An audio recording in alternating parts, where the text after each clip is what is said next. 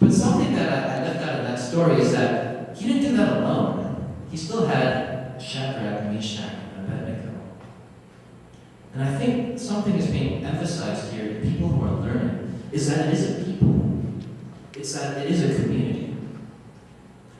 And kind of what I want to talk about now is some suggestions about how to do that in this place right here. And mind you, these are imperfect suggestions, and I welcome your comments. But one of the things I remember about studying at Northwestern is core and all-night study sessions, which were largely unsuccessful. And I think there's something special to meeting up together to study. Something happens, I think we push each other. But I think what happens to that study time is it gets relegated to like those last moment, before finals week kind of thing. And I think what we can do, as my first suggestion, is that we have to covenant a time when we can meet and study, weekly. If we're gonna be intentional about our ministry times and even our social times, like we'll have lunch at such and such a date with such and such a person, shouldn't we also do the same with our study times?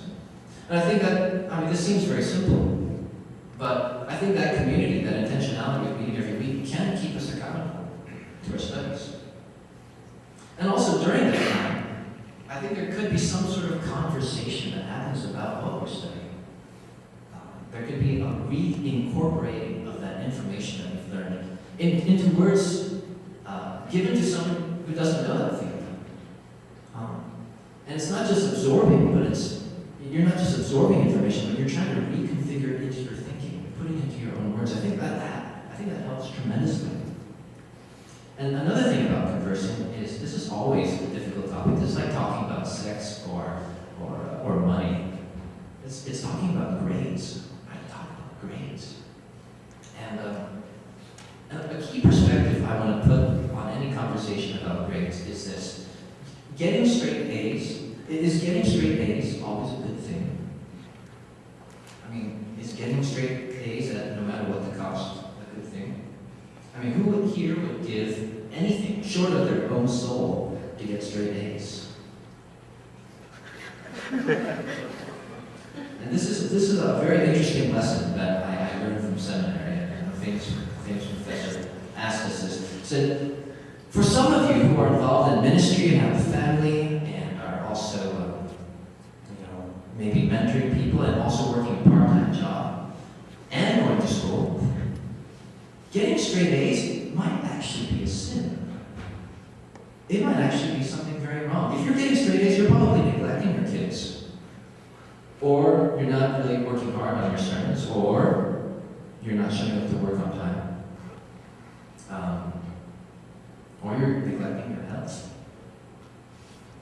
And so I think we ought to carefully consider whether straight A's is a reasonable goal. And I know I'm emphasizing straight A's here, but any sort of grade, is it really worth your health and your relationships and who you are as a person in other areas? I don't think that's what really defines you as a student by any means.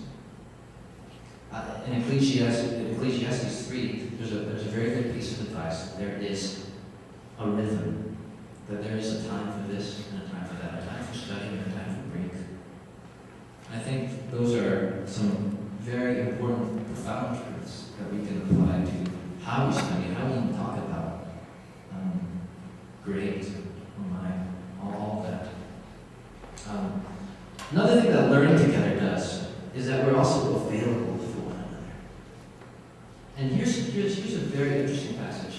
If you have your Bibles, you can turn to 1 Thessalonians 5:14. And here it is. And we urge you, brothers, warn those who are idle, encourage the timid, help the weak, be patient with everyone. Now, looking at this, it might be something that we do, okay, let's encourage the weak, help those who are idle, okay, I'll just be kind. But I don't think this language is meant to be that broad or general. I think it's very specific. And I think when we go in our academic settings and we find people who aren't doing as well as us, maybe grade-wise, or maybe they're asking for help, we need to distinguish between people who might be idle and warn them, as it says, urge them, warn those who are idle. Maybe we might be faced with people who lack confidence, or timid. We should encourage them. And this seems very basic, I realize, but it does gloss over very quickly. Help the weak. Help. Come alongside of them. Those people who may not have the skills necessary. And I think that's something that can happen through community. Essentially, community allows us to get to know our weaknesses and our strengths. And this is something that I appreciated about the integrated science program. As many bad raps as it has, something they told us at the very beginning, there's about 26 of us who entered and only about 7 of us remained. But they said, we don't expect you guys to be superb in every field of science and mathematics. In fact, we designed the program so it wouldn't be. So that none of you guys would be superb. Even some of them get, no. Although some of my classmates got straight A's, I don't know how.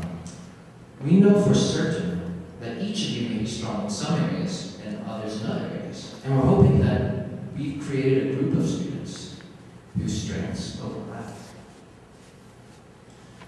And this is why I think we lost so many people in ISP. I think it was like a 7%, dropout rate. And that's being honest. The reason why ISP lost so many students is because I don't think we, as high-headed and hot-headed science geeks that we were individually getting the grades that satisfied us on our own. We didn't know a thing about what it meant to study in a community. And I think we lacked a lot of it. And they probably should have taught me as an introductory course how to study in community together, because we built this program that made sure that you couldn't do it on your own. It was supposed to kind of model like a lab where each of you were working on a separate project yet on the same goal. But we didn't know how to do that. Let me give you another example. And this is from a book that I've just started reading.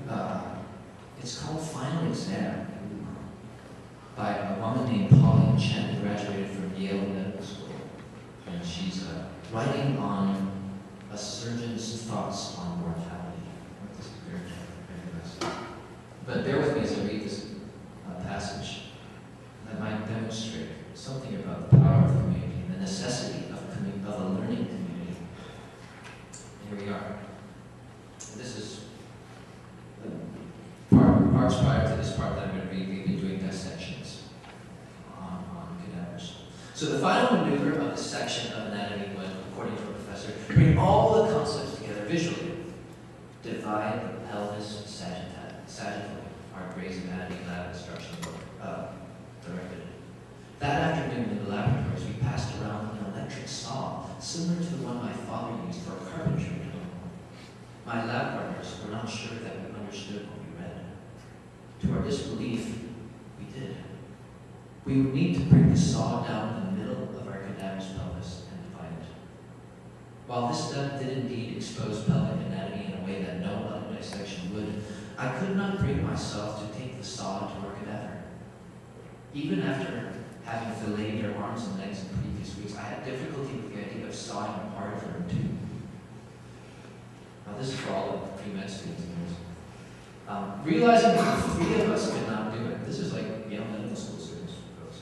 Mary, the calm one, who later became a family physician, took the saw in hand. She closed her eyes for a moment, and then drew the spinning blade down from the center of the symphysis pubis to the strip of flesh between the buttock cheeks. Our cadaver's pelvis now